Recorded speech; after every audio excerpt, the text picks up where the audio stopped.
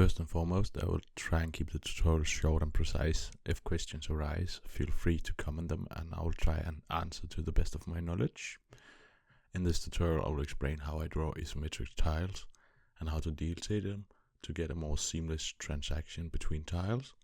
When drawing isometric tiles, it is important to remember that for each pixel you go up, you go 2 horizontal.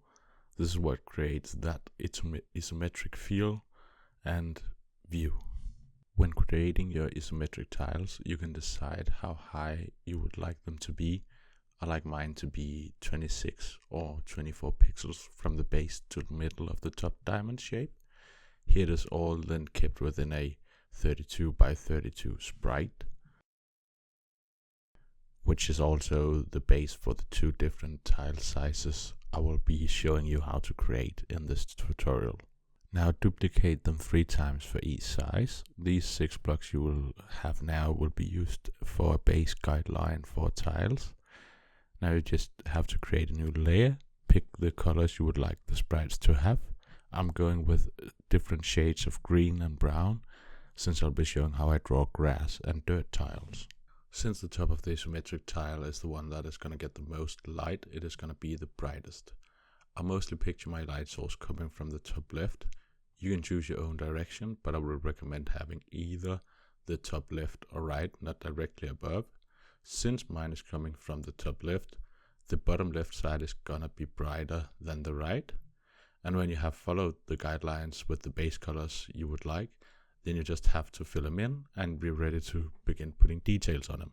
If you're good at drawing normally and have a big visual library, it might not be needed to have references for something like grass and dirt, but I would recommend using references. It helps to see how the grading of color varies depending on how much light the grass or dirt gets. In this example, with the dirt reference I have, you can see it has a more complex texture, where the grass is a bunch of single blades stacked together.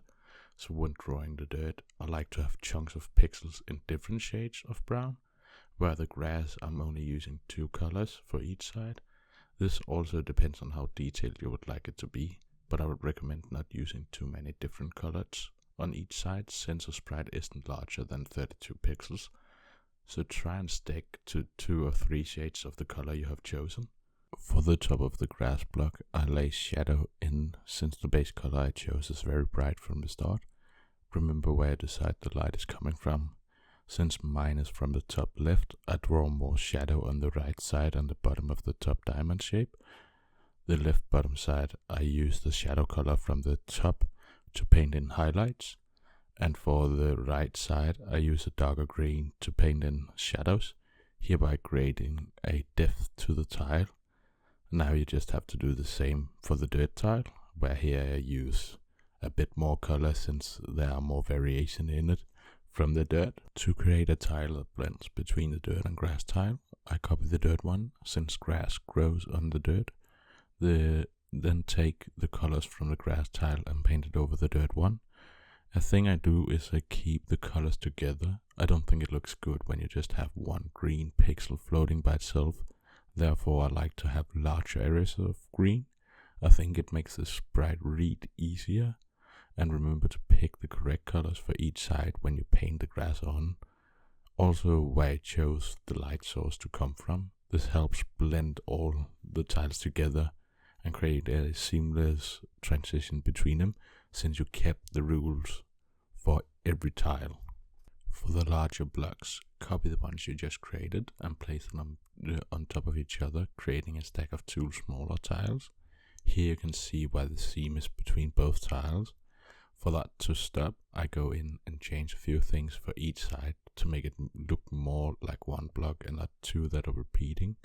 You can also change the detail on the top and give it more variation that way between each of your tiles. But for the sake of this tutorial, I haven't done that. Now I just put the sprites we made together and took a water tile I created for my own project. And as you can see, everything fits nice together and there are not that many seams between them. And you could create more of each block to have it more seamless transition between everything. If you enjoyed this video, please like and subscribe.